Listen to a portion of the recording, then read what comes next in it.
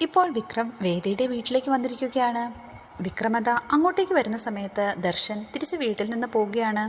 ദർശൻ ഇപ്പോൾ വിക്രമിനോടായി ഒന്ന് പറയുന്നു, നിന്റെ ചേട്ടന് പുറത്തിറങ്ങാനുള്ളൊരവസരം നീയായിട്ട് ഈ വരവിലൂടെ ഇല്ലാതാക്കരുത്.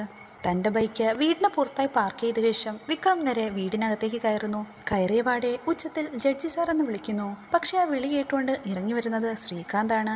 തൻ്റെ ഏട്ടനോട് ഇങ്ങനെയൊക്കെ ചെയ്തതിന് വിക്രവും ശ്രീകാന്തും തമ്മിൽ കയർക്കുകയാണ്.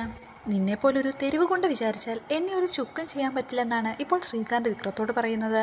അങ്ങനെ അവർ തമ്മിൽ വാക്കുതർക്കമുണ്ടാകുന്നു. അതിനുശേഷം വിക്രം ശ്രീകാന്തിനെ അടിക്കുന്നു.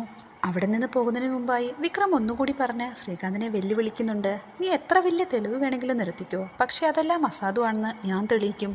അങ്ങനെയുള്ള ആ ഒരു ദിവസം ഞാൻ ഇവിടേക്ക് ഒന്നുകൂടി വരുന്നുണ്ട്. ഇപ്പോൾ ദർശനെ കാണാനായി വന്നിരിക്കുകയാണ് വേദ. വേദ ഒന്ന് ദർശനോടായി ആവശ്യപ്പെടുന്നു, ഇത്തവണ എനിക്ക് വേണ്ടി ദർശൻ കോടതിയിൽ ഹാജരാവണ്ട.